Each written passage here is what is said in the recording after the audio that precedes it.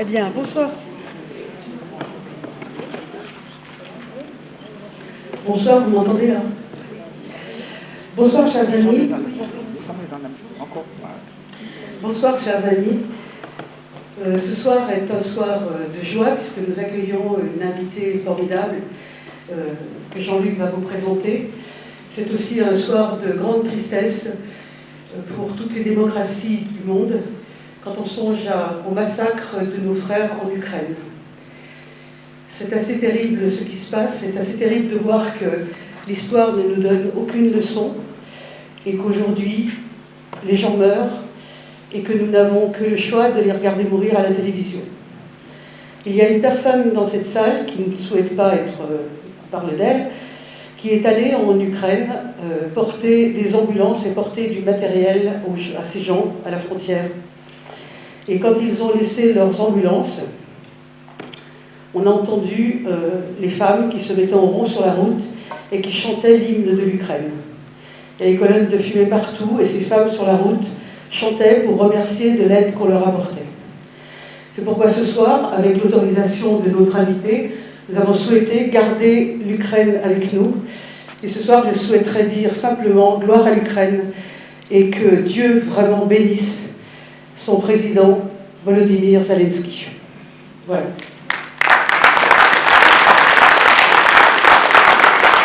Très très heureux, chère Nandine, de vous accueillir ce soir. Très heureuse que vous ayez accepté cette invitation. Votre livre est absolument bouleversant et comme je vous le disais, la justesse et l'authenticité de votre propos ne peut que séduire tous ceux qui vont le lire. Alors, on va commencer sans lire, enfin peut-être qu'il va arriver, on ne sait jamais. Vous écrivez dès le début du texte que la maladie de votre mère, dont vous commencez à voir les prémices, vous rendait malheureuse comme une orpheline. Alors, normalement, je voulais lire quelque chose qui se situerait page 159. Alors on va voir si je le trouve, si je ne le trouve pas, eh bien je ne vais pas faire attendre. Donc voilà, c'est un texte page 159. Vous écrivez « Maman qui est en train de mourir de son vivant, maman qui ne me regardera plus jamais avec ses yeux emplis de cet amour inconditionnel qu'elle me portait. Plus personne ne me regardera comme ça. Je me sens orpheline et ça ne me plaît pas. Pourtant, il va falloir que je m'habitue. Maman, mon dernier rempart contre la mort. Bientôt ce sera moi le rempart pour ma fille et ma petite fille. J'ai envie de crier, non, je suis encore une enfant. C'est trop tôt, je suis trop jeune. Au secours, maman, reviens. Sa mémoire vacille, vous la voyez absente, vous la voyez confuse. Alors quand cette mère qui a planté dans le monde vos propres racines semble perdre les siennes, est-ce qu'elle n'entraîne pas forcément chez vous une perte d'identité? Est-ce que l'absence de repères chez elle ne détruit pas les vôtres? Et est-ce qu'on ne peut pas dire, chère Blandine, que la mémoire nous fonde et que faute de cette mémoire, on est orphelin au monde? Oui, c'est vrai, mais en même temps, la mémoire de notre passé, de notre vie commune, elle existait. Même quand maman était dans cet état-là, et ce qui était horrible, c'était de la voir disparaître elle, parce qu'il y avait l'enveloppe, mais plus personne dedans. Petit à petit, au début, elle était encore un peu là, et hélas, elle était de moins en moins. Mais ce qui permet de tenir un certain temps, c'est qu'il y a ce passé partagé, et on a eu un lien très très fort, ma mère et moi, et avec nos autres sœurs aussi. Donc ça aide à le vivre à peu près, sans s'effondrer, on va dire. Alors, votre mère, Benoît Groult, était un écrivain à succès. Elle aimerait mieux une écrivaine. Une écrivaine. Vous savez qu'elle s'est battue pour la féminisation des noms de métiers. Alors, je reprends ma phrase. Elle était une écrivaine à succès, une icône du féminisme. Et vous souffrez beaucoup de voir que la maladie d'Alzheimer éloigne d'elle certaines personnes qui l'adulaient auparavant. Et vous écrivez, pages 22 et 23, vous écrivez « Comment va se dérouler son été ?» On se rassure en se disant que Jean-Jacques passera régulièrement la voir. Jean-Jacques, c'est le mari de Constance, voilà, votre sœur. La femme de ménage viendra tous les jours 2 heures. Elle recevra aussi la visite de la fidèle Denise Bombardier, et de son mari, Jim, début août. Ce seront les seuls visiteurs cette année. Ils sont peu nombreux, ceux qui ont encore envie de passer quelques jours avec elle. Il n'y a que les vrais fidèles, mais ils se comptent sur les doigts d'une main. Hier, une reine du monde, aujourd'hui, une vieille femme qui perd la tête et qu'on n'invite plus nulle part. Mais elle nous a, nous, ses filles. On l'aime et on l'entoure, et on fait ce qu'on peut pour lui rendre la vie la plus douce possible. Cette maladie, en effet, elle enferme la personne, mais elle dérange aussi. Et comme on ne sait plus quoi faire en face de quelqu'un qui perd tous ses repères, on peut en venir à ignorer sa présence, comme si le monde dans lequel elle se trouve devenait inaccessible à tous. Alors je voudrais vous demander cette indifférence, cet éloignement de certains autres. Est-ce que ce n'est pas le signe que nous sommes dans un monde qui n'accepte pas la différence? Et pas parce qu'on n'a pas de compassion, mais parce que cette différence, elle met quelque part en péril nos certitudes, et que l'ignorer, ça semble préserver notre propre intégrité. Alors, c'est vrai que beaucoup de gens ne donnaient plus beaucoup signe de vie, mais il y a eu quelques fidèles, et je veux citer en particulier ce soir, parce qu'elle est morte au mois de décembre, les Wolinski, Georges et Maryse, qui étaient des amis très proches de mes parents, de moi aussi, et ils ont été, à chaque fois que maman venait à Paris, parce qu'elle vivait entre hier, la Bretagne et Paris, Maryse me disait, Benoît était là, on fait un dîner. Elle disait plus grand-chose à ces dîners. C'est vrai que c'était plus la Benoît qu'on avait tous l'habitude de voir, d'entendre, d'écouter. Mais voilà, il y a eu, heureusement, mais c'est pas très nombreux, pas très nombreux, les autres. Alors, est-ce que c'est... Je crois que ça a toujours été comme ça. À part des amis vraiment fidèles, des gens qui vous aiment au-delà des avatars de l'existence, les autres, ça leur fait un peu peur. Ils n'osent pas. Je ne crois pas que ça soit spécial à notre époque. Enfin, je n'ai peut-être pas d'autres époques, mais quand je lis des livres d'autrefois là-dessus, il y a ce rétrécissement du monde. Les gens disparaissent autour de vous, malheureusement. Je ne sais pas si j'ai bien répondu à votre question, oui. Parce qu'elle était peut-être plus précise. Non. Voilà, donc, et c'est vrai que je voyais bien pour maman, d'abord beaucoup de ses amis étaient morts. Elle avait 95, 96 quand elle est morte, disons les 2-3 dernières années. Beaucoup de ses amis étaient morts parce que quand on vieillit, elle me disait je barre tout le temps des noms dans mon répertoire, ils sont morts. Donc forcément, et souvent les proches. Donc c'est une période très difficile, surtout qu'il y a le moment où ça bascule et où la personne atteinte s'en rend compte un peu tout de même, voilà, qu'elle est seule, quoi. Donc c'est dur. Alors, votre père était un célèbre journaliste que vous évoquez, page 25, non sans une certaine amertume d'ailleurs, Un petit peu. Et quelquefois déguisé en dérision. Donc, bravo. Je voudrais...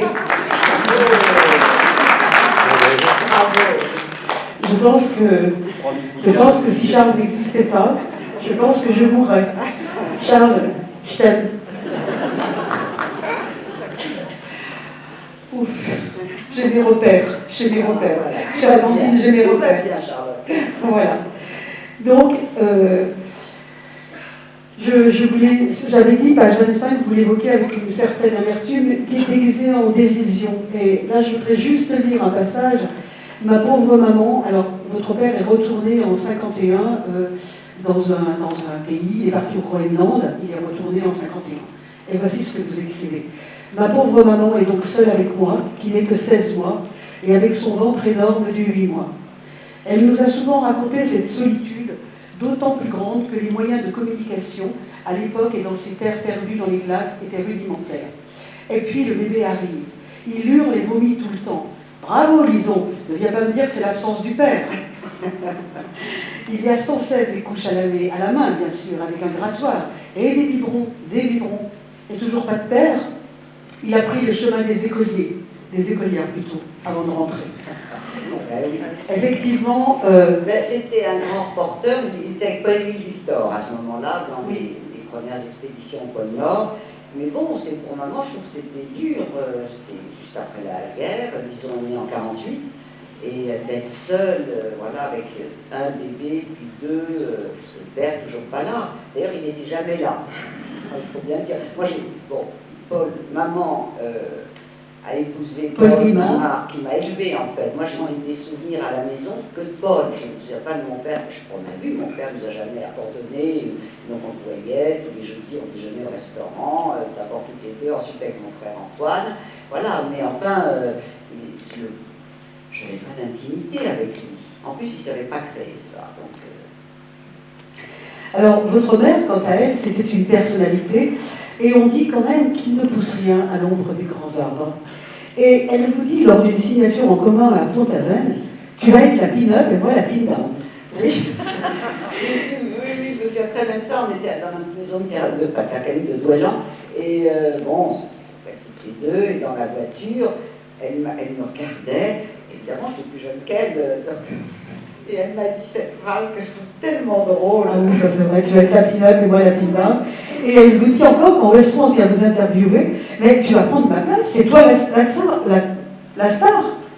Et pourtant, vous dites que vous êtes resté discrète, que vous n'avez rien écrit pendant presque 30 ans. Vous dites aussi qu'elle vous trouvait épouvantablement féminine, comme votre grand-mère Nicole. Mais vous ajoutez qu'elle vous aimait d'un amour inconditionnel et vous soutenait au-delà du raisonnable. Cette mère, c'était quand même un peu la statue du commandeur. Et je voudrais vous demander, chère Blandine, comment grandit-on auprès de ceux qui prennent toute la lumière? Est-ce que c'est facile d'être la fille d'eux? Est-ce qu'il est facile de digérer sa mère, pour reprendre une expression qui est la vôtre? Il n'est jamais difficile, il n'est jamais facile, pardon, de digérer sa mère. Pour toutes les filles, pour tous les garçons avec leur père, parce que c'est le même sexe, c'est difficile. Il y a des périodes où on s'oppose, où on fait tout pareil, je crois. Il y a assez basique le choix. Je trouve ça beaucoup plus facile de grandir auprès d'une mère aussi exceptionnelle que la mienne, et aussi mère comme elle l'était, que grandir dans un milieu défavorisé où la mère n'a pas le temps de s'occuper de vous, d'échanger avec vous. Donc ma plainte sera relative. Bien sûr que ce n'est pas facile, mais enfin, je trouverais indécent. J'ai connu une enfance, une adolescence merveilleuse, passionnante, avec plein d'amis qui avaient mes parents vraiment tous passionnants. Donc c'était, je trouve que c'était une chance extraordinaire. Mais c'est vrai que j'ai pas écrit, j'ai écrit un roman, je dois avoir à peine 30 ans, en 1976, L'Involontaire, oui. Qui a eu un bel accueil. Et puis j'ai arrêté, mais complètement. Ah si, il y a eu les nouvelles de la famille qui ont été écrites en 80. Un soir de Noël, on était à Hyères, dans notre maison de Hyères, avec maman, Paul, Lison et moi, Flora, et son mari, Bernard Levitch, qui était un diplomate anglais qui venait de prendre sa retraite, et qui vient d'écrire une biographie de De Gaulle, ce qui est drôle pour un anglais, à l'époque, il n'y en avait pas beaucoup, et un recueil de nouvelles. Et on s'est dit, mais on est là 6 à table, très proches les uns des autres, d'avoir tous publié plusieurs romans. Moi, j'avais publié L'Involontaire, et Lison avait publié un roman chez Lattès qui s'appelait Les jours d'après, sur sa rupture, après sa rupture, enfin une rupture qu'il avait rendue assez malheureuse avec un homme avec lequel elle avait vécu pendant 7 ans tout de même. Donc on avait toutes les deux aussi un livre à notre actif. Et on s'est dit, mais il faut qu'on fasse, qu'on est mieux que les concours, ce qu'a dit monsieur tout à l'heure, que les sœurs Brontë, enfin toutes les familles d'écrivains, il n'y en a pas à 6, je crois. Même les frères Powys, qui sont assez nombreux, mais ils n'étaient pas 6, je crois. Enfin bref, on s'est dit, on va écrire un recueil de nouvelles, chacun aura 50 pages, et on fait ce qu'on veut dedans. Et Paul, qui était éditeur en plus d'écrivain, et qui avait le génie des titres, a dit, on appellera ça des nouvelles de la famille. Ce qui fut fait. Voilà. Et après, c'est vrai que jusqu'à La Mère morte, je n'ai plus rien écrit. Des journaux, des textes comme ça, et c'est une amie, une journaliste du Monde, qui m'a écrit ce qu'il a lu, et qui m'a écrit une lettre en me disant qu'elle avait trouvé ça très bien, et qu'elle était étonnée que j'ai arrêté d'écrire, et elle a ajouté « ta mère, peut-être », avec un point d'interrogation. Et tout à coup, ça a été comme chez un analyste au bout de 5 ans, qui vous a presque rien dit, et il dit 3 mots, et tout à coup, ça vous éclaire quelque chose. Et je me suis dit, mais, en fait, j'y avais pensé, j'en ai pas souffert, vraiment. Et je me suis dit, mais forcément, ça m'a bloqué. Parce que non seulement il y avait ma mère, mais il y avait Paul aussi, Guimard, qui était l'auteur des Choses de la vie et de beaucoup d'autres livres. Donc la barre était haute. Donc Donc d'ailleurs, au départ, moi, je voulais être comédienne, ce qui était le pire métier pour maman. C'était très dur, enfin bon. Donc j'ai suivi le cours Girard, mais beaucoup plus pour, entre guillemets, emmerder que pour suivre mon désir. Moi, mon vrai désir, ça aurait été de faire des études de lettres. J'adorais, j'étais très bonne en français, très mauvaise en maths, très bonne en français. J'aurais adoré être entretenue pendant 3-4 ans pour faire des études et faire que lire finalement. Et je ne l'ai pas fait parce que ça aurait fait trop plaisir à maman. Et j'ai découvert dans un livre de Boris Cyrulnik, d'ailleurs je pense par rapport à l'Ukraine, parce que je ne sais pas si vous l'avez vu dans la grande librairie hier soir, je ne savais pas qu'il avait, c'est un très proche de mes parents aussi, il est notre voisin dans le Midi, et je ne savais pas que sa mère, je savais qu'il était russe, mais pas ukrainien. En fait, il a dit qu'il avait une mère, sa mère ou son père qui était ukrainien, et l'autre russe, voilà. Voilà, je le salue. Bref, dans un livre de Boris, il y a cette phrase qui m'a aussi beaucoup éclairée, où il dit « On devient adulte le jour où on fait ce qu'on a envie de faire, même si ça fait plaisir à papa et à maman. » Je me suis dit, mais mon Dieu, j'ai mis 15 ans à faire plaisir à maman surtout. Mais bon, elle a eu le temps d'en profiter, moi aussi. Voilà. Alors, ce texte, il baigne tout entier dans la féminité. Je dis féminité parce que c'est vraiment le mot qui me semble juste. Et il baigne encore plus dans la maternité. Alors, vous écrivez, rien ni personne ne remplace une mère. Une mère se doit d'être invulnérable. Et ce que déjà la couverture de votre livre indique, cette très belle photo, ce trio de femmes, mères et filles, vous dites qu'il est émouvant de voir se perpétuer la tradition familiale de sororité, parce qu'il y avait Benoît et Florin, il y a eu après vous Élison, et Violette et Clémentine. Absolument, la fille de Lison, donc qui avait le même âge, un an près, et qui se considéraient comme des sœurs, vraiment. Et donc, les 3 générations sont là, ça forme comme un triptyque, au lien, elle est très très belle cette photo, au lien si fort qu'on perçoit bien que la moindre rupture de ces liens s'écroulerait l'ensemble. Et d'où peut-être ce titre, La mère morte, il y a 2 mères, il y a Benoît et Violette qui ont disparu physiquement, mais il y a l'autre, vous qui êtes survivante, peut-être morte à l'intérieur après leur disparition, en tout cas un temps. Et tout se passe comme si on pouvait distinguer ces 3 femmes, 2 mères, 2 filles, c'est un quatuor, réunis dans une trinité. Comment on saurait séparer, m'a-t-il semblé, les différents mouvements d'une symphonie?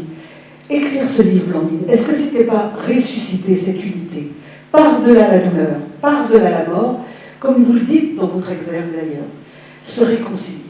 Oui, bien sûr, parce que c'était une nécessité pour moi d'écrire ce livre, pour plusieurs raisons.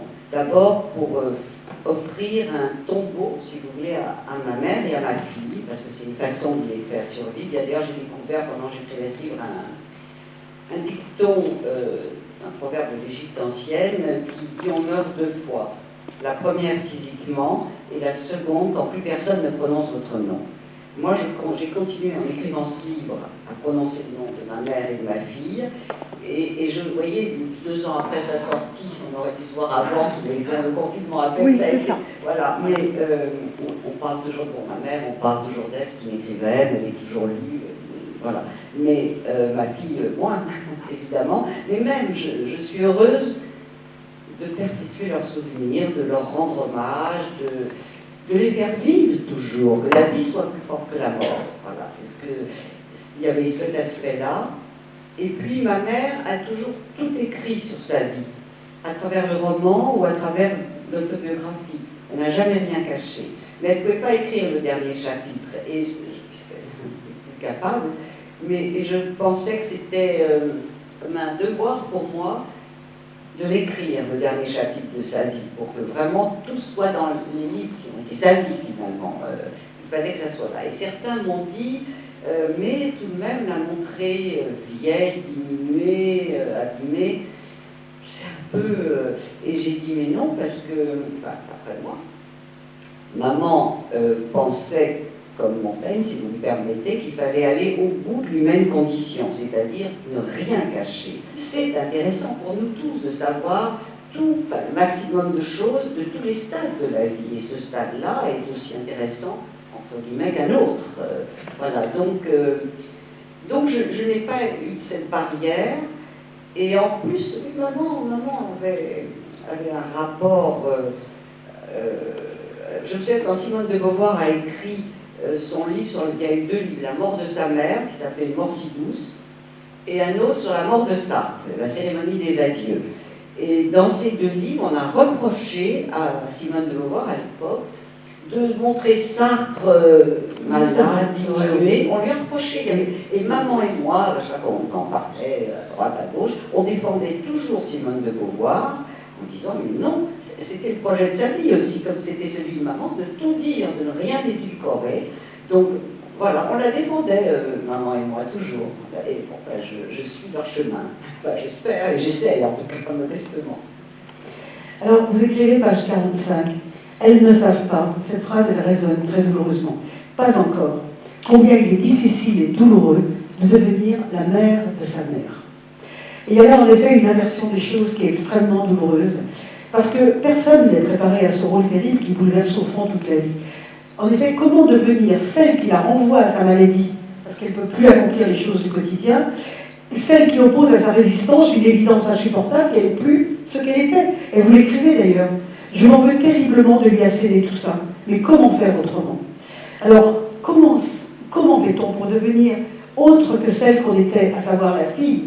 Comment on apprivoise, Blandine, ce nouveau statut où on n'est plus la fille, mais pas vraiment la mère non plus, en tout cas à son corps défendant? Ben, on est bien obligé parce que là, ce que vous venez de lire, c'est maman a voulu a conduit, presque pas jusqu'au bout parce qu'on a dû l'empêcher. Parce qu'elle ne savait plus conduire, elle était à danger, non seulement pour elle, mais surtout pour les autres. Et évidemment, c'était lui enlever une part de sa liberté. C'est sa maison en Bretagne, il fallait prendre la voiture pour aller acheter le pain, des fruits et des langoustines. Ailleurs, elle pouvait faire à pied des courses, mais enfin, elle allait acheter. Bref, c'était insupportable pour elle. Et à un moment, on s'est dit, non, alors, le dernier été à Douélan, on a prétendu que la voiture était au garage. Comme elle était déjà un petit peu, elle était pas loin, elle la voyait en passant, bon, mais elle ne la reconnaissait plus. Bon. Et quand je l'ai ramenée hier, au mois de septembre, il m'a demandé les clés de sa voiture. Et là, je l'ai bien décidé à plus lui donner. C'était en septembre, elle est morte en juin. Donc, vous voyez, elle était tout de même déjà... Il a fallu là que je lui dise des choses. Il fallait que je lui assène, parce qu'elle me disait, mais je conduis très bien, j'ai jamais eu d'accident, j'ai toute ma tête. Bon, etc., etc. Et je lui ai dit, maman, peut-être tu n'as jamais eu d'accident, mais tu n'as jamais eu 95 ans non plus. Mais personne ne peut m'interdire de conduire, il n'y a pas de loi pour ça, c'est vrai. Elle avait demandé à Lison, d'ailleurs, de lui retrouver des papiers pour voir qu'elle avait bien le droit de conduire. Ah, c'est vrai, et je lui dis, oui, tu as raison, il n'y a pas de loi, mais c'est moi, ta fille, qui te l'interdit. Et il m'a fallu, parce qu'il fallait que... Et là, elle a compris que je ne lui redonnerais pas les clés, que ce n'était pas négociable. Mais c'est horrible d'être obligé de dire ça. C'est moi, ta fille, qui te l'interdit. Voilà. C'est moi la loi. C'est-à-dire qu'on devient, nos parents étaient la loi pendant de longues années, et tout à coup, nous devenons la loi, la parole de la loi, l'autorité. On impose. Et c'est très difficile. D'abord parce que c'est très agréable d'être enfant, pris en charge, aimé, entouré. Et qu'on a envie que ça dure toujours, en fait. Et puis, un jour, voilà, mais c'est la vie comme ça, c'est à nous de rendre ce que nos parents nous ont donné, de prendre cette place-là, qu'on n'a pas du tout envie de prendre, mais c'est un devoir, voilà, absolu. Quand vous écrivez, à un moment donné, c'est terrible de souhaiter la mort de sa mère.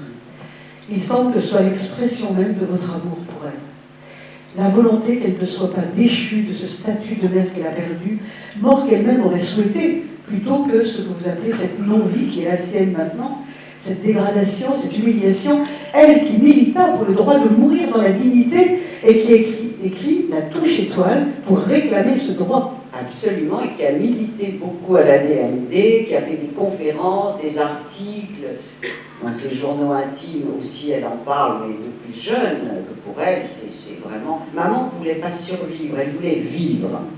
Le problème, c'est qu'avec Alzheimer, ça vient doucement au début. Même nous, au début, on ne voulait pas le voir, parce que vous dites, oh, bah, elle perd un peu la mémoire, ce qui est normal, on n'a plus la même mémoire à 90 ans qu'à 50, bon. Donc on ne veut pas le voir non plus, mais pourtant Flora avait eu un Alzheimer aussi, jeune. Et Nicole aussi. Et notre grand-mère aussi, donc on C'est la mère de Paul. Pardon? La mère de Paul. Non, la mère de maman. La mère de maman. Oui, Nicole Groth, oui. Donc, on connaissait la maladie, hein, ma soeur et moi, on l'avait vue de près, mais on ne veut pas le mettre au début, on ne veut pas, on se dit non, bon, bah, disons oui. Et c'est dur de soi-même, et en tout cas, maman nous avait fait jurer qu'on ne la laisserait jamais dans un état de légume. Elle ne pensait pas que sa tête partirait, elle pensait que c'était peut-être son corps qui la lâcherait un jour. Et elle ne voulait pas rester un légume. Et donc, elle avait même fait une lettre avec ses dernières volontés, en c'est mes filles qui doivent décider pour moi, et elle avait fait promettre que si elle ne pouvait pas se suicider elle-même, on le ferait pour elle. Et on avait promis, bien sûr, parce qu'on pensait énormément de choses là-dessus. Et voilà. Quand vous écrivez, page 51, où est maman? Où est Benoît de Groot? Alors moi, ça me bouleverse vraiment. Parce qu'on entend ces phrases comme un cri, un hurlement, comme vous le dites en exergue, hein, écrire, c'est hurler sans bruit. C'est la phrase de Marguerite Duras. Oui. Écrire, c'est hurler sans bruit. Vous la nommez de deux manières ici, c'est ça que je trouve bouleversant, à travers le lien intime qu'elle entretient avec vous, maman, mais aussi par le nom qui l'a rendu familière à tous, Benoît de Groot. Mais oui.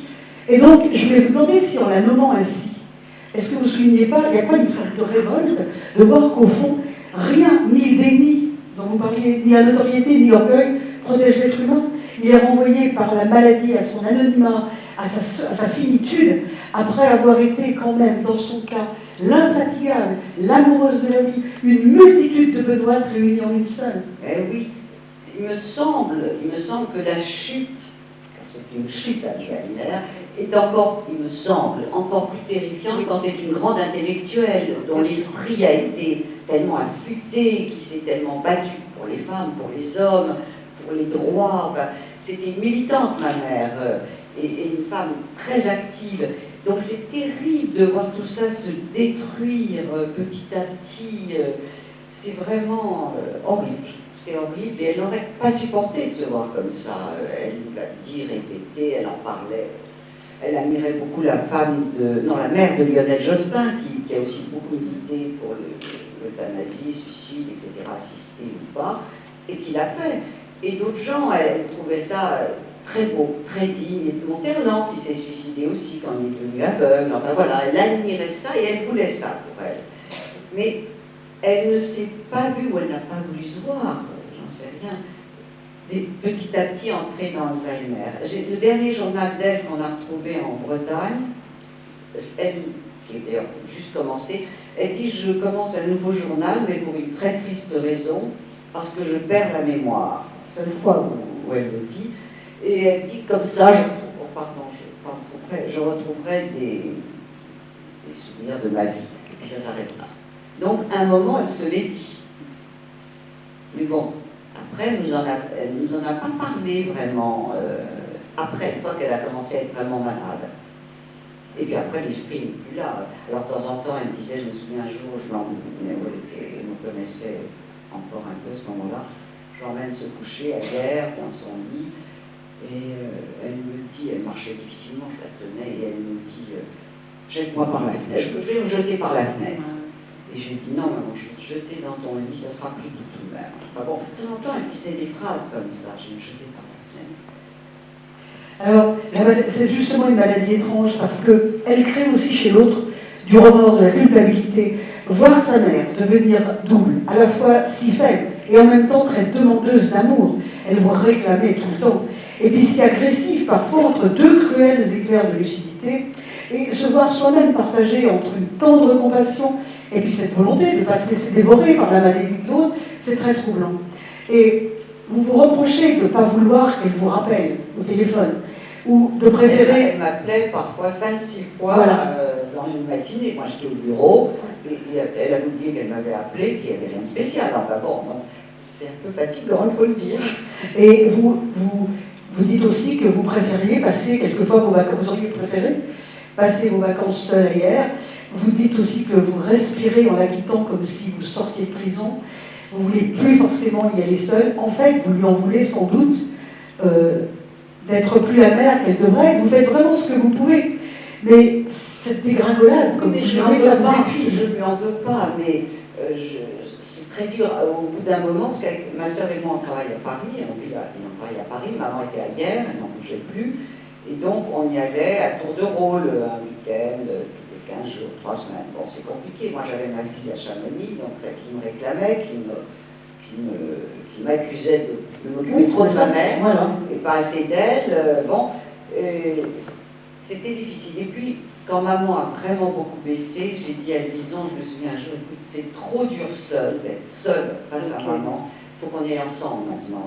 Tant pis, ce sera plus compliqué, mais c'est trop. Et c'est vrai, quand on reprenait l'avion, je le vois encore, vraiment l'impression de sortir d'une prison dans laquelle ma mère était, prison de cette maladie, et dans laquelle on la laissait. Mais bon, on ne va pas sacrifier. Et d'ailleurs, maman détestait le sacrifice, elle nous a toujours appris ça, de ne pas se sacrifier. Oui, elle le disait d'ailleurs pour sa propre mère, qu'on n'allait pas sacrifier sa vie non plus. Non, voilà, et qu'il fallait vivre sa vie à soi, et voilà.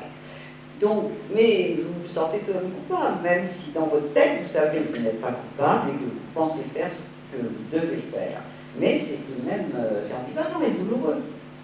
Et c'est pour ça que vous dites, s'il n'y avait pas maman, je serais la plus heureuse des femmes, parce que c'est insupportable, vraiment, cette chose terrible de devenir des étrangères, sans communication véritable, malgré les efforts que vous avez toujours faits pour ne pas le devenir, quoi.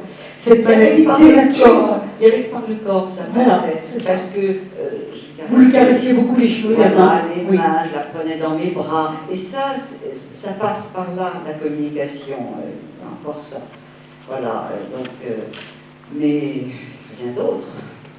Plus alors qu'on discutait, qu'on parlait de tout, de la vie du monde, de nous, enfin voilà, c'était tout le temps un dialogue permanent avec maman. Et on a pu renoncer à ça. Alors c'est très difficile d'accompagner cette maladie chez ses proches. Et celle qui en est affectée, elle vit une sorte d'entre-deux, c'est la mort de l'esprit, mais ça reste la vie du corps quand même. Et vous écrivez, voilà, vous écrivez une morte sans cadavre. Et c'est peut-être pire. Benoît de Groult est morte, reste sa dépouille et quelques éclairs qui font illusion. Alors, elle est à la fois morte aux autres qui ne comprennent plus son langage, sa vie, son quotidien, et en même temps, elle reste vivante, encore animée, vous le dites, d'une volonté farouche. Et vous l'écrivez d'ailleurs. C'est terrible cette lutte acharnée et perdue d'avance qu'elle mène pour exister encore. Oui, quand elle cherchait ses mots à table, elle sentait bien qu'elle n'arrivait plus à exprimer quand elle pouvait, encore, parce que ça, c'est pas encore le dernier stade. Elle ne trouvait plus ses mots et elle renonçait. J'en voyais ce qui se passait dans sa tête à chercher à dire quelque chose qu'elle ne pouvait plus dire. Et c'est vrai que c'est horrible de voir quelqu'un réduit à ça. C'est très très douloureux. Et puis le corps aussi, parce que Alzheimer, ça empêche, ce que m'avait expliqué le neurologue, plus Alzheimer avance, moins vous maîtrisez votre corps aussi, et même vos fonctions vitales, qu'on ne maîtrise pas consciemment, mais et très souvent il paraît qu'on monte une crise cardiaque, d'ailleurs, parce que le cœur aussi, c'est ça. Bon. Donc son corps, elle ne pouvait plus marcher, il y a eu un déambulateur, alors qu'elle avait dit à une amie à moi hier, un jour, 3-4 mois avant, elle avait vu une dame avec un déambulateur, et elle avait dit à Catherine, si un jour tu me vois avec ça, tu mets du poison dans mon vin. Son vin, elle a bu du vin jusqu'au bout, sauf le dernier jour. Elle tendait son verre, elle disait plus, elle tendait tout le temps son verre. On la laissait boire tout ce qu'elle voulait, parce que franchement, on n'allait pas l'emmerder, lui gâcher son dernier plaisir, tant qu'elle l'a eu. Quand je dis jusqu'au bout, non. Les 3 derniers mois, plus rien. Mais bon, au moins, jusqu'à avant cette date-là, son whisky ou deux tous les soirs, à 18h, du single malt, sans glace, enfin voilà, toutes ces habitudes. Et on vraiment... je ne voyais pas pourquoi on aurait interdit ça. pour prolonger une vie qui n'était plus une vie, et lui enlever un plaisir qui lui restait encore, certainement pas. Alors il y a de très beaux passages, parce que je voudrais quand même lire ce que vous écrivez, page 101 notamment. À la maison, elle nous demande une fois, 2 fois, 3 fois le titre du film. On le répète. Ah, et ça parlait de quoi? On bredouille une vague explication. Elle râle. C'était nul. Mais non. En plus, les images étaient belles, maman. Et puis tu connais Bombay et Bénarès. Elle continue de râler. Lison, excédée, lui dit: bon, d'accord, tu n'aimes plus le cinéma, ça t'intéresse plus, c'est plus ton âge, on ne s'y remettra plus. Et c'est là que je voulais dire, ça provoque quelquefois ce désespoir, cette colère, cet être qui échappe à toute rationalité et qui arrive à dérouter cette empathie qui est pourtant énorme chez vous et chez Lison. Et là, elle n'a pas supporté, quoi. Ben, on avait à tour de rôle, Lison et moi, des moments d'exaspération. On lui dit, ben là, Lison dit, bah, d'accord, t'aimes plus le cinéma, on t'emmènera plus. Voilà. Et moi, j'ai dû dire des trucs équivalents, je ne sais pas en tête là, mais bon, forcément, il y a des moments où alors, on se rattrapait l'une l'autre, on ne le faisait pas en même temps. Enfin, bon. Voilà, mais... Et vous écrivez encore: hier, j'étais exaspérée par maman. Aujourd'hui, elle me bouleverse. Pendant le délicieux déjeuner chez Toumi, je prends sa main dans la mienne. Ça va, maman?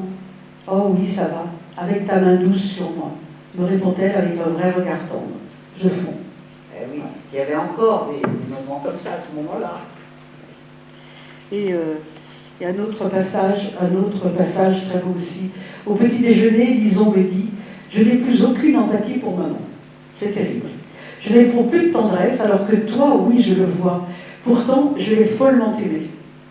Une demi-heure plus tard, je la vois arriver, bouleversée, les larmes aux yeux. Maman, tout à coup lucide et déprimée, lui a dit que sa vie n'avait plus d'intérêt, qu'elle ne pouvait plus conduire, ni jardiner, ni rien, qu'il ne fallait pas qu'elle s'obstine à vivre, et qu'allait-on faire payer à garder la maison ou la vendre? Et Doélan, et Paris. Puis, au bout d'un moment, avec son incroyable force vitale, bon, chassons les idées noires et parlons d'autre chose. Évidemment, Lison a retrouvé tout son amour et toute sa tendresse pour elle. Tu vois, je suis bien punie de ce que j'ai dit tout à l'heure. Et ça va être plus dur qu'on le croit à sa mort, même si on la souhaite, et pour elle, et pour nous. C'est ça qui est dur à vivre, je crois. Alors, il y a une sorte de mise en abîme de cette maladie dans ce texte, parce que Benoît l'a vécu d'abord avec sa mère, puis avec sa sœur, avec la mère de Paul aussi. Non, la mère de Paul n'avait pas d'Alzheimer. Elle n'avait pas d'Alzheimer. Elle était vieille et d'accord. Malade, mais elle n'avait pas d'Alzheimer. Non. C'est de notre côté, du côté maternel. Et elle n'a pas sacrifié pour autant sa vie, elle a voulu prendre des distances avec elle. Et là, vous écrivez, page 115, maman nous a donné l'exemple avec sa mère et sa sœur, d'alors que très peu les voir pendant leur Alzheimer. À quoi bon? Elles ont oublié 5 minutes après mon départ que j'étais là. Et puis l'égoïsme, c'est la santé. Alors quand vient son tour, ce sont ses filles, Lison et vous, qui connaissez ce qu'elle a connu avant vous, et qu'elle rejetait de toutes ses forces. Vous retrouvez dans la même situation. Et vous écrivez, dans le journal de maman, la vue de la mère de Paul, qui décrépite doucement, me confirme dans la décision de ne pas me laisser mourir à petit feu. La déchéance physique passe encore, si l'intelligence reste, sinon intacte, du moins correcte. Mon métier, ma dignité, c'est de parler et d'écrire. À quoi servirait de végéter en disant des conneries? Au fond, cette expérience maternelle et la manière dont elle a vécu la maladie de ses proches, est-ce que ça ne vous a pas aidé à prendre à votre tour des distances? Est-ce qu'elle ne vous a pas donné une sorte d'héritage, d'apprentissage, la force de supporter sa faiblesse, comme elle l'avait fait avec Nicole, avec Florent ensuite? Et je dois savoir, est-ce que cette force extraordinaire de Donald Trump, est-ce qu'elle n'est pas passée en vous? Moi, j'ai ma réponse à ça. Et est-ce que c'est pas ça qui demeure d'elle aujourd'hui? Bien sûr que c'est cette force qu'elle nous a donnée. Et je me souviens aussi qu'elle disait toujours, pas par rapport à la vieillesse, Alzheimer, etc., mais les mères, ce sont souvent les mères, qui empêchent leurs enfants, quand ils deviennent adultes, de vivre, de prendre leur envol, de quitter le nid familial, en disant « mais moi j'ai tout sacrifié pour toi, tu ne peux pas me laisser ». Et on a entendu ça dans nos vies autour de nous, et des jeunes adultes, des très jeunes adultes, et qui n'osaient pas quitter le nid familial parce que leur mère, entre guillemets, leur faisait du chantage. Parce qu'on fait toujours payer le sacrifice. Ça, c'était, maman me l'a toujours dit, je me souviens, et je suis bien d'accord, et je l'ai vu, et elle nous a appris le sacrifice n'était pas une bonne chose. Et voilà, et puis alors, Blandine, il y a cette tragédie du 30 mars. Alors je suis désolée, on parle de votre livre, vous l'avez écrit. Oui, bien sûr. La tragédie du 30 mars, c'est l'accident de voiture qui emporte votre fille Violette. Alors tout devient terrible à cet instant. Vous écrivez, maman, 96 ans, imperturbable, continue de vivre sa non-vie. Vous ne supportez pas cette idée que votre mère soit vivante alors que votre fille est morte. Et à ce moment, à vous, la fille de Benoît, dont vous êtes devenue la mère à son corps, à votre corps défendant, à vous, la mort arrache votre fille, vous privant de continuer à vivre avec elle votre vie de mère. Alors la mère morte, c'est alors ces trois femmes. Benoît, non vivante, vous qui devez faire le deuil de Violette. Et Violette qui laisse Zélie, orpheline de mère. Et il y a là quelque chose de très profondément douloureux, de très profondément injuste, de très profondément révoltant, dans cette agression nouvelle de la vie qui va rebattre les cartes, qui vous prive de votre maternité vraie pour en endosser une autre qui ne vous appartient pas. Donc, quand on se retrouve ainsi dépossédé, il semble que seul l'amour des autres puisse être présent. Et moi, lectrice, je me dis qu'en racontant votre histoire, vous écrivez par-delà ce drame, cette tragédie affreuse, l'immense amour qui a tissé les liens de cette vaste famille. Et je me demande si, au fond, dans votre livre, c'est de mort que vous parlez, ou est-ce que c'est d'amour? L'amour pour votre mère, votre modèle, l'amour pour Violette. C'est le mot que vous dites dans ce SMS qu'elle ne lira pas, que vous lui envoyez à l'hôpital, qu'elle ne lira jamais, ou vous voulez qu'elle le lise à son réveil. Love, maman. Est-ce que c'est pas cet amour pour toute cette famille qui vous aime et qui vous anime? Bien sûr, ça a été une force énorme, et l'amour de toute ma famille, de tous mes amis, et de ma petite fille, Zélie, qui avait 9 ans et demi quand sa mère est morte. Et je ne pouvais pas me permettre de sombrer, parce que par moments, on pense qu'on peut sombrer, et on sait que ça peut arriver, parce que Zélie avait besoin de moi. Je n'allais pas la lâcher, sa mère venait de la lâcher, malgré elle, évidemment. Mais moi, je n'avais pas le droit de lâcher ma petite fille. Elle avait besoin de moi. Il fallait que je sois là. Donc, et je sais une petite fille que j'ai aimée tout de suite. Bon, j'étais très proche. Et je ne pouvais pas me permettre de la lâcher. Donc, ça m'a aidé à ne pas sombrer. Parce que la mort d'un enfant, on n'est pas du tout équipé pour ça. La mort de ses parents, et ça n'enlève rien de la douleur que ça représente. Je sais que ma mère continue à me manquer tous les jours. Mais c'est dans l'ordre des choses. On sait de toute éternité qu'un jour, on va enterrer ses parents. Donc, voilà, dans notre inconscience, on n'y pense pas tous les jours, heureusement, mais on sait que voilà, c'est l'ordre des choses. Mais la mort d'un enfant, c'est pas dans l'ordre des choses. Jamais on imagine, même dans ses pires cauchemars, qu'on va enterrer son enfant. C'est impossible, c'est pas normal, c'est révoltant. C'est absolument révoltant. Donc, heureusement que j'étais constituée par cet amour et cette force de vie que m'avait donné ma mère, et voilà, ça m'a permis de petit à petit remonter, d'écrire ce livre qui était un acte de vie aussi et d'amour, et voilà, et de continuer à vivre. Il y a quelque chose en moi qui est mort, mais ce qui reste est très vivant, voilà.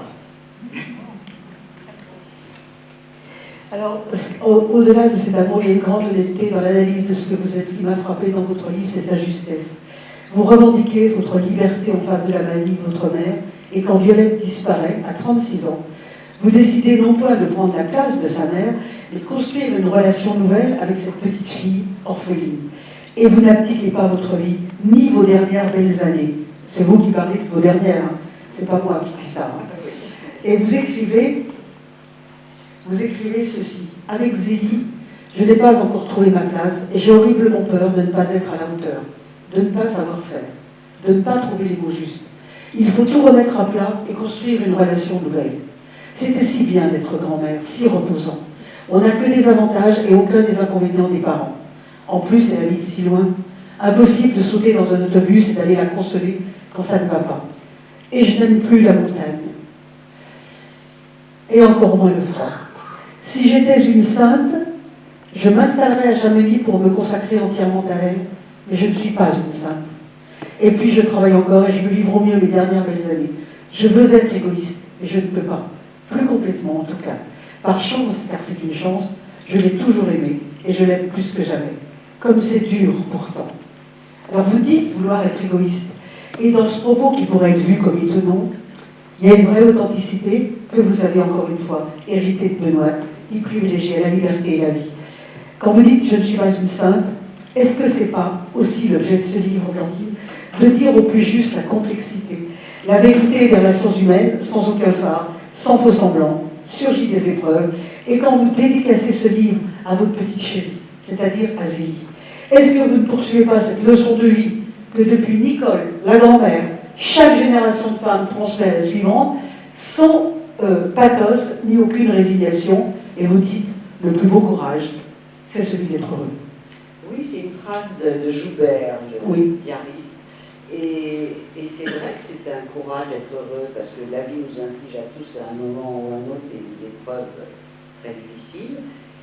Eh bien, moi je trouve que si on décide de rester en vie, et c'est un choix personnel, je n'ai pas du tout de jugement là-dessus, chacun fait comme il veut et comme il peut, mais si on décide de continuer à vivre, il faut vivre bien, dignement, et pas être dans la plainte perpétuelle, et pas rendre la vie sinistre à soi-même et aux autres, ceux qui vous entourent. Et même pour Zélie, moi je veux l'aider à être heureuse, à s'épanouir, malgré ce deuil terrible qu'elle a vécu. Chaque fois je la vois, et moi j'imagine cette petite fille qui n'a pas eu sa mère, c'est horrible, enfin vraiment. Mais je veux lui donner un exemple, voilà, que la vie peut être belle, malgré tout qu'elle est belle, et voilà, et qu'on a la tête haute, et qu'on a le droit de se suicider. Il y a des gens qui... Il y avait, au moment de la guerre 14-18, j'ai lu ça dans beaucoup de livres ou de mémoires, il y avait des femmes qui perdaient leur fils à la guerre, un, parfois plus, hélas, et il y en a qui se couchaient, qui tombaient dans une sorte de dépression, et qui ne se relevaient plus, qui restaient, voilà. Et encore une fois, moi je respecte, et personne ne peut juger ça, chacun fait comme il peut. Voilà. Mais moi j'ai choisi de rester debout, de ne pas coucher. Voilà. Mais c'est sûrement aussi grâce à ma mère. Parce que ma grand-mère, Nicole, elle a perdu aussi une petite fille entre maman et Flora. Marion, j'ai vu des photos d'elle, mais elle a tout de suite fait Flora après la mort de Marion, qui devait avoir 3 ans à peu près.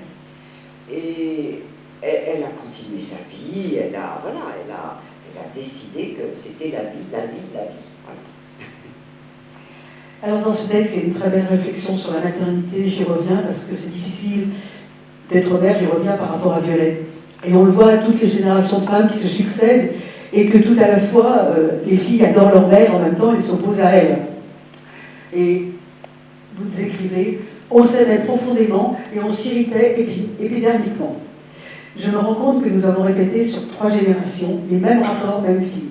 Maman admirait sa mère en bloc, mais tout ce qu'elle faisait la hérissait. J'ai réagi de la même façon avec elle. Je ne voulais surtout pas lui ressembler, et plus les choix glorifiaient, plus j'étais contente. Et c'était pareil pour Violette, me déplaire était son sport favori. Il nous a fallu du temps à toutes les 3 pour accepter nos mères et réaliser à quel point nous nous ressemblions. Et là, vous avez...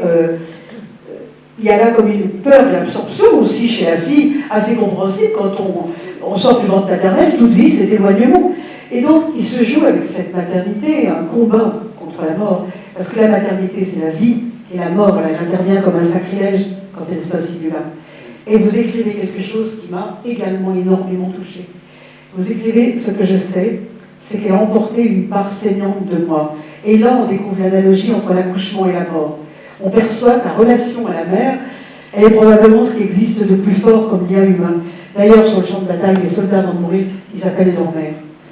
Et votre mère, une nuit ailleurs, c'est Benoît, une nuit ailleurs, crie « Je veux ma maman ». Mais ça, c'est la nuit de sa mort. C'est terrible. La mort que nous lui avons donnée, avec l'aide d'un médecin, ce que je raconte dans ce livre, le temps que ça agisse. Bon, elle était à ce moment-là, elle ne me reconnaissait plus, elle ne parlait plus, les mots qui voulaient dire par-ci par-là. Et donc, un moment, on était à côté d'elle, sur le lit, et un moment, elle a eu cette phrase sensée, je veux ma maman. C'est comme si elle a senti la mort finalement qui arrivait, parce qu'elle était dans ses veines, la mort. Et je veux ma maman. J'ai trouvé ça.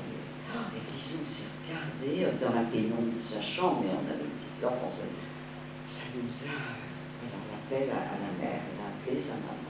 Et un autre, un peu avant, elle a dit ce que ça a été l'autre image. C'est long, hein. Elle a dit, Blandine, tu es là? Parce que c'est toujours moi, dans la famille, je suis celle qui règle les problèmes, qui fait les papiers. Ça m'emmerde horriblement, mais bon, chacun son rôle, et moi, c'est le mien. Donc je le fais, je râle beaucoup, parce que disons, elle oublie tout, et voilà. Et donc c'est toujours à moi que maman s'adressait pour tous les trucs. Voilà. Blandine, tu es là? Voilà, tout à coup, il y a eu. C'est assez éprouvant, en fait. Alors le point de vue narratif que vous avez choisi dans ce livre, il fait alterner le vécu de la maladie de votre mère avec les souvenirs, la mort de Violette avec le bonheur d'avant. Il y a des extraits du journal de Benoît, très importants, vous dites que c'est un viatique pour vous, et il y a des conversations avec Violette. Et puis il y a cette page noire, bouleversante, somme, mortuaire, insolite, qui est pourtant évidente au milieu de ces pages blanches.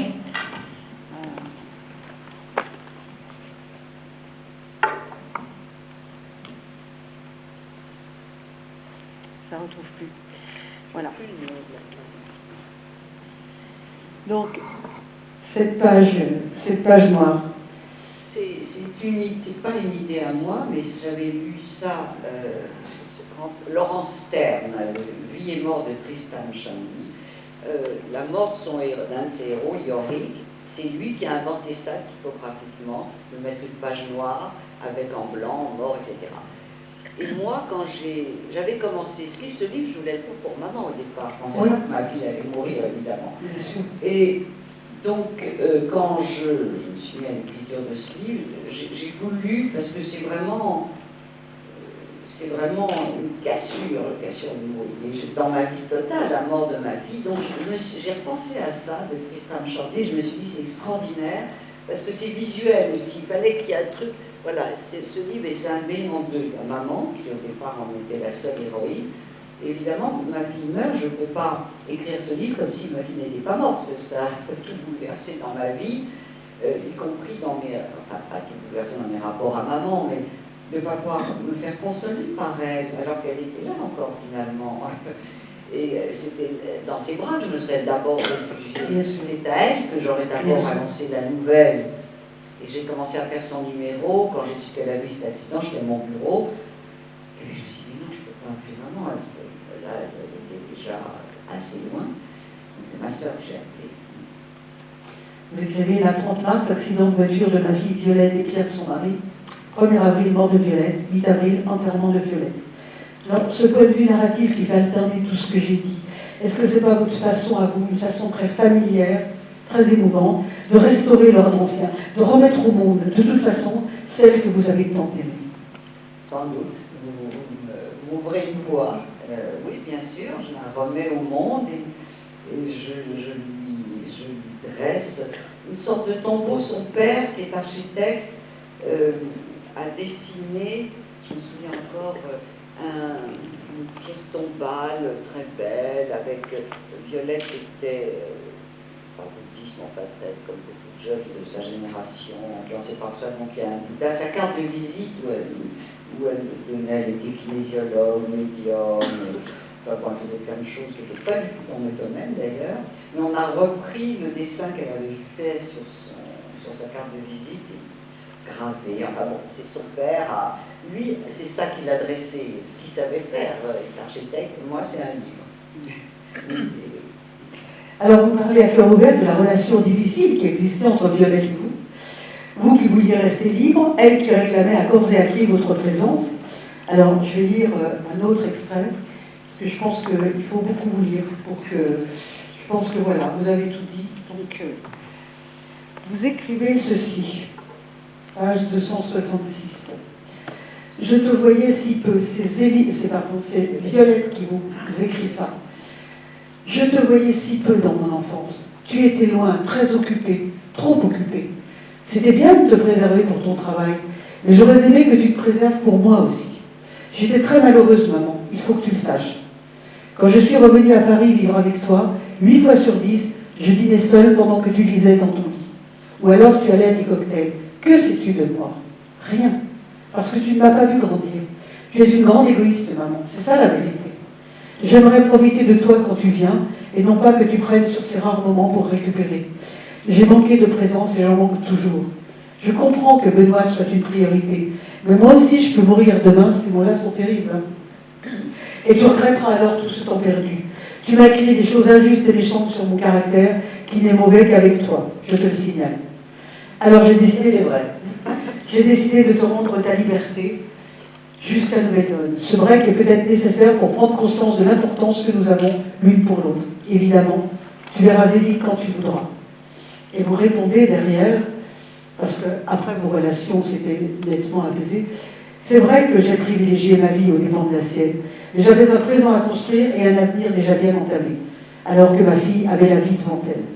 Enfin, c'était ce que je croyais. Est-ce un crime d'avoir été égoïste? Pour elle, oui. Quand Clémentine, votre nièce, vous dit que vous avez tort de relire ces lettres, vous lui dites que vous voulez affronter votre chagrin. Les relations avec votre fille s'étaient apaisées, mais elle, comme vous, avait manqué de temps. Toutes les deux, vous avez manqué de temps, c'est bien évident. Ce temps, vous ne l'avez pas eu. Et vous écrivez, page 241, « J'ai perdu le 1er avril ma fille unique et le 20 juin ma mère unique. Maman est un mot qui a disparu de ma vie. Je ne le dirai plus et je ne l'entendrai plus. » Alors désormais, votre maternité, elle s'exerce avec Zélie, votre petite fille. Vous ne remplacez pas sa maman, elle ne remplace pas votre fille.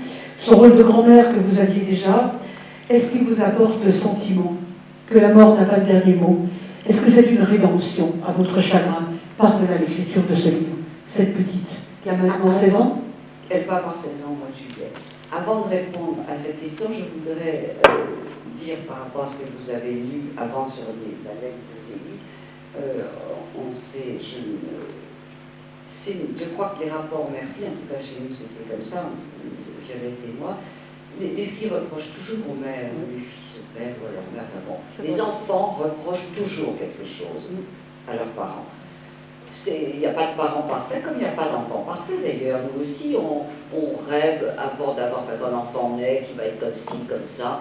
Et il faut se faire à l'idée qu'il ne va pas forcément être comme votre rêve. L'enfant, lui, va devenir.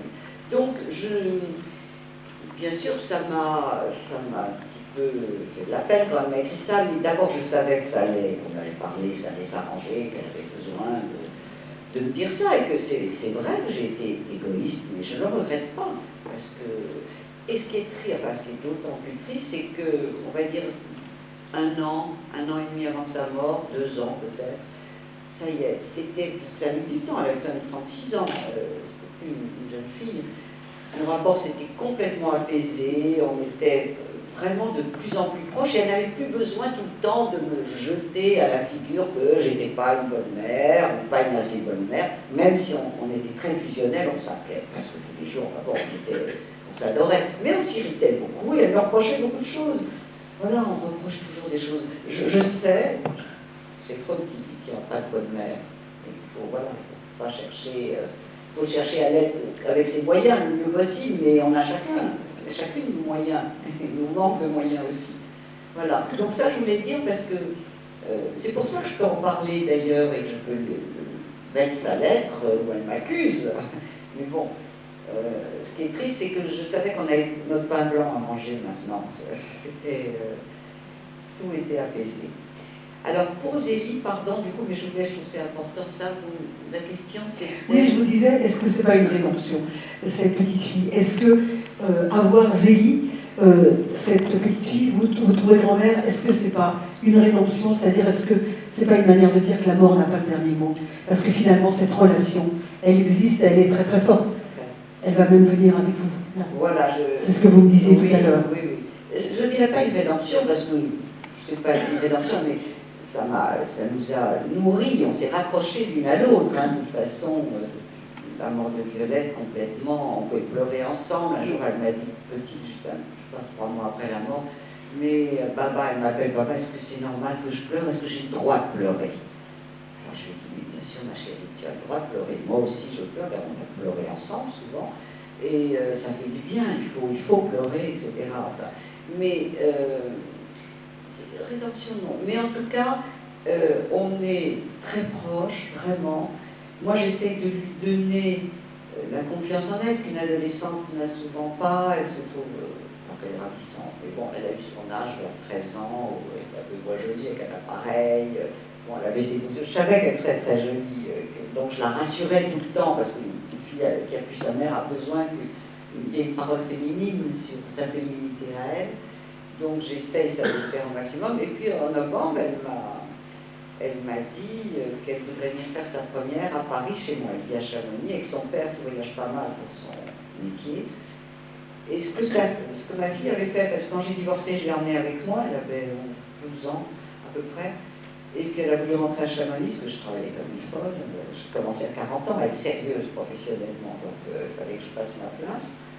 Et à 15 ans, 16 ans, elle est revenue à Paris, elle m'a dit je veux le faire, parce que Paris, et j'étais sûre que Zélie ferait ça. Je n'ai jamais rien dit, d'ailleurs je lui ai dit ta mère a fait pareil, elle m'a dit ah bon.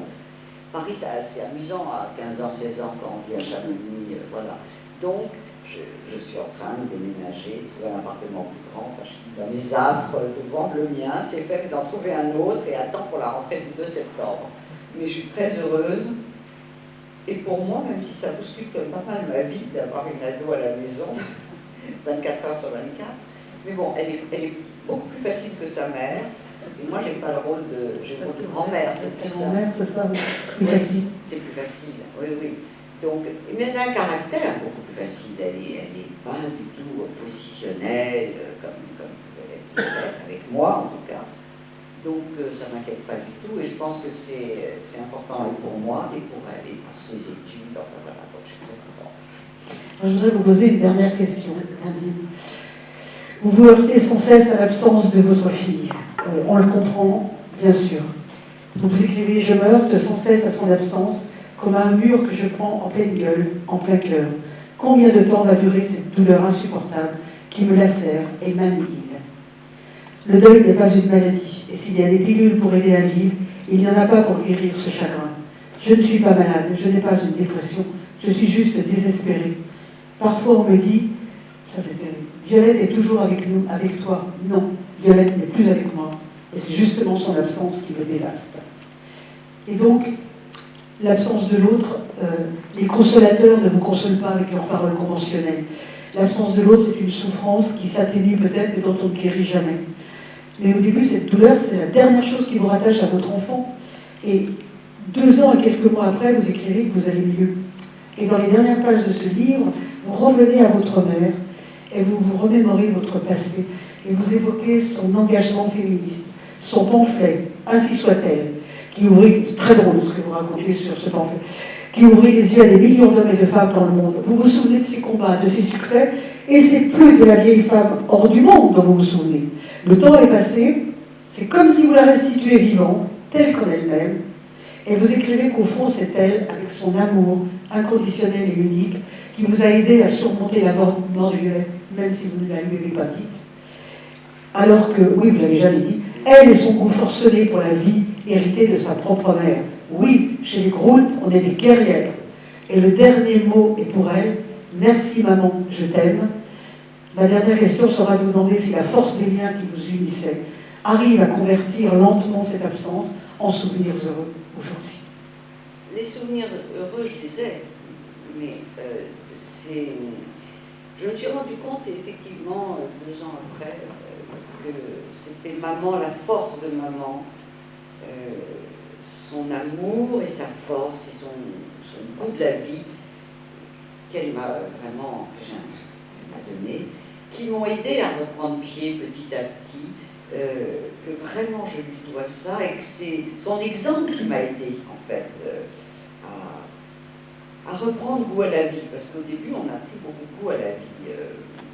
Et puis heureusement je dois avoir cet amour de la vie chevillé au corps comme elle, il revient, il est revenu petit à petit. Alors évidemment, c'est ce que je vous disais tout à l'heure, il y a une partie de moi qui est morte voilà, avec ma fille, mais celle qui reste est vraiment très vivante et j'ai Zélie, et j'ai mes amis, et j'ai la littérature, et j'ai beaucoup de choses, la musique, la beauté de la nature. Quand j'arrive à Saint-Malo, je viens souvent, c'est tellement beau, voilà, c'est un bonheur de voir la beauté du monde aussi. Donc voilà, c'est la vie plus forte que tout. Et ça, c'est maman. Alors je vais vous dire qu'on a différé cette rencontre 2 fois, parce que effectivement, vous veniez d'écrire le livre, on a différé cette rencontre parce que à cause du Covid, comme on a différé celle de Sorge Chalandon, comme on diffère celle de d'Anne-Marie Gara. Mais voyez-vous, chère Blandine, vous donnez une leçon de vie. Vous êtes une femme absolument merveilleuse. Je crois que de ne pas vous rencontrer, ça aurait été vraiment un très grand regret. Pour les gens qui sont ici, je ne sais pas. En tout cas, pour moi, ça l'aurait été. Et je veux vous le dire. Et je pense que vous avoir écouté, eh bien, ça remet en cause, même pour moi, dont la mère à 99 ans est Alzheimer, même si j'ai eu beaucoup de mal à faire cet entretien et cette interview. Je vous remercie 1000 fois. Vous êtes une femme extraordinaire. Et je voudrais qu'on vous applaudisse à la hauteur de ce que vous êtes.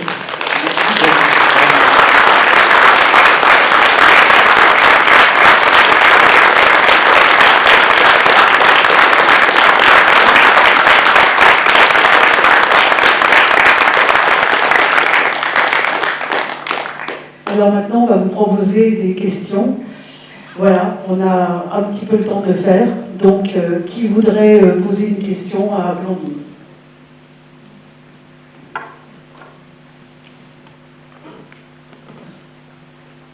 C'est toujours difficile ce moment-là. Oui. Ne trouvez-vous pas que Blandine de Caunes est une femme extraordinaire? Je vais mettre sous la table. Jean-Luc.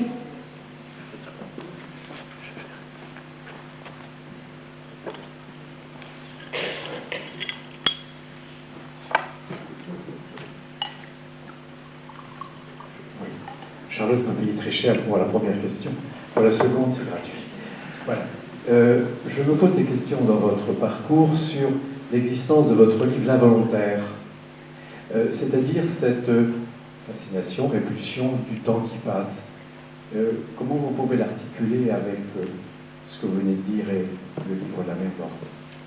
J'ai toujours eu cette angoisse de la détestation de la vieillesse, du fait de vieillir, de tout ce qui s'abîme. Je n'aime pas que les choses s'abîment, que les gens que j'aime s'abîment, que moi-même je m'abîme, que les villes qu'on aime s'abîment. Mais c'est drôle, parce que très jeune, j'ai eu ça. Et dans L'Involontaire, j'ai 20 ans à peu près, je pense déjà à ça. Et je suis conformée comme ça. Ma mère détestait aussi le fait de vieillir. Un jour, Le Monde avait fait une enquête en demandant à des gens connus est-ce que ça leur avait apporté la sagesse. On dit toujours ça à la vieillesse. Et ma mère avait répondu, mais certainement pas. On ne peut plus faire de folie, c'est ça la seule différence. Mais on n'a qu'une idée, c'est en faire encore. Donc, bon, c'est la phrase de Gaulle, la vieillesse, ce naufrage. Mais ça m'a. Il y a Tolstoï, excusez-moi, je fais beaucoup de citations, mais il y a une phrase que là j'ai notée récemment dans mon carnet de Tolstoï qui dit la plus grande de toutes les stupéfactions pour l'homme, la stupéfaction de vieillir. Et je trouve ça d'une justesse, parce que même si on sait qu'on va vieillir, même si on y a beaucoup pensé, comme moi par exemple, parce que depuis même très jeune, ce qui était assez rare autour de moi, on est stupéfait. D'abord, on est habitué à être jeune, jusqu'à un certain âge, on est jeune beaucoup plus longtemps que vieux. Mais on croit que ça ne nous arrivera pas. Il y a quelque chose, c'est l'ordre de la pensée magique un peu. On se dit, non, c'est pour les autres, c'est moi, non. Puis genre, ça vous arrive, ça colle, on est stupéfait. Et je ne sais pas si j'ai vraiment répondu à votre question, en fait. Je ne sais pas, mais reposez-la moi ou précisez votre pensée si vous voulez. Oui, en partie, certainement. Mais ce goût extraordinaire de vivre pourrait nous faire oublier le temps qui passe. Non. Non, oublier, non. Je ne peux pas oublier le temps qui passe. Ou passer, ou surmonter ce temps qui passe. Oui, ben je ne vais pas pleurer là-dessus toute la journée. J'adore la vie, c'est vrai, des tas de choses de la vie, mais je trouve aussi que la vie est épouvantablement cruel, souvent. Je trouve que la mort, c'est inacceptable. De qui que ce soit, son enfant, ses parents, les gens qu'on aime, qui disparaissent, et ben, il faut bien vivre avec. Et encore une fois, si on décide de vivre, on prend le meilleur de la vie, et voilà, et on met dans ses livres, où on en parle avec ses amis aussi, ce qui est dur. Non, ça ne me fait pas oublier. Mais ça m'empêche pas de vivre, de vieillir. Et je trouve que ça apporte aussi beaucoup de choses. On regrette juste que maintenant je me dis, tiens, j'aimerais bien, avec ma soeur, on se disait ça il y a quelques jours, maman qui détestait vieillir et qui on en parlait ensemble, on était d'accord avec elle, mais je disais, maintenant que moi je commence à vieillir, pour de vrai, j'aimerais en parler avec maman, parce que je sais mieux ce que c'est, et je la comprends mieux, encore mieux. Moi j'adore, c'est intéressant tout ça. C'est rien que pour ça, ça vaut le coup de vivre, même en vieillissant, puisqu'il n'y a pas moyen de faire autrement. C'est vrai ce que vous dites. Tu peux me passer le micro? D'accord. C'est vrai ce que vous dites. Moi, je me suis rendu compte de ça. Je me disais toujours, quand je disais quelquefois à ma grand-mère, grand-mère, mais venez vous installer, vous n'êtes pas bien là, venez vous mettre ici. Elle me disait, maintenant je suis installée, j'y reste. Et j'ai compris ça tout récemment, quand avec des petits-enfants sur la plage, j'étais installée sur ma serviette de bain, et que ma fille m'a dit, peux-tu me passer le paquet de gâteaux? Je me suis dit, ah non, alors que je m'enlève de la serviette. Et donc, c'est vrai qu'on comprend mieux après. Vous auriez pu en parler. Voilà, on va applaudir encore Blandine.